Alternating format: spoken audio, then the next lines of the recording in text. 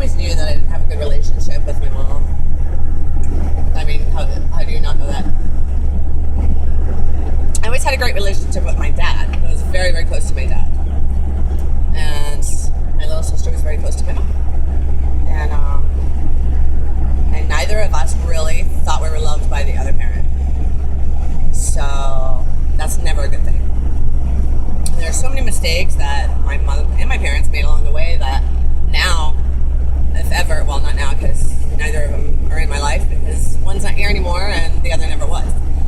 But now, if any of them offer me any suggestions as far as my own children go, I kind of scoff at it inside because I think, are you serious?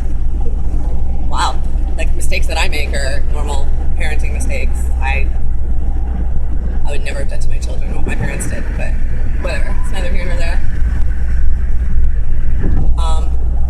Anyway, I knew from a very early age, even though I had absolutely no memory of it whatsoever, that there had been abuse in my childhood. And it didn't really come out until I was about 19, about to get married. My sisters also were kind of afflicted with the same thing. You ever have a memory of something, but it's not a thought memory, it's a feeling memory? That's what we all had, and we couldn't remember anything. We even took a trip home and broke into our old houses that we grew up in trying to remember, and made a whole list of all kinds. Like, we just tried so hard. And isn't that so weird to have three of you knowing something happened, yet not one of you can actually have a clear memory of what happened? I find that strange.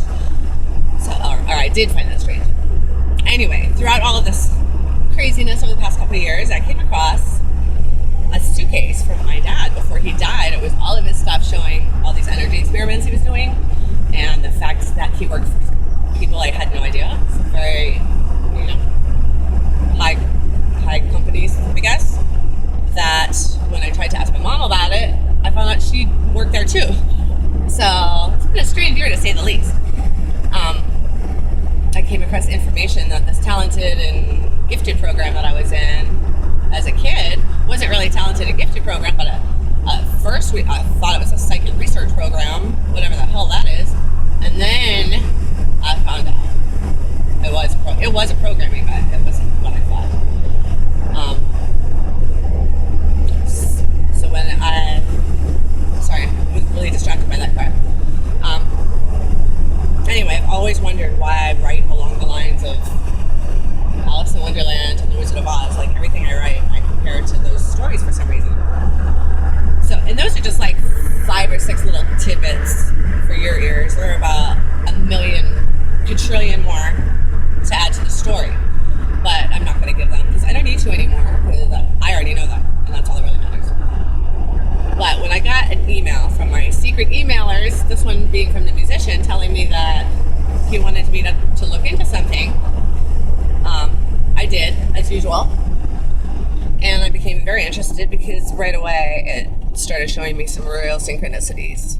And what it was they sent me was a link to the Monarch mind control program, which is just yet another terrifying piece of information, I guess, that I've been sent over the years and left to deal with all by myself. But that's cool because I can do it now.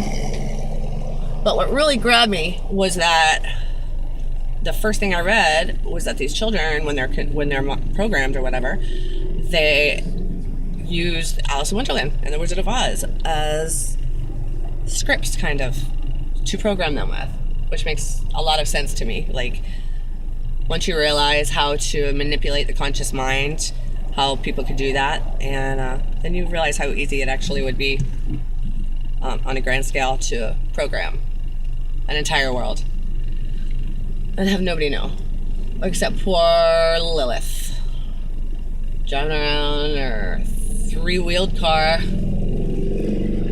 that repo men are looking for, fleeing from yet more of her freaking demons.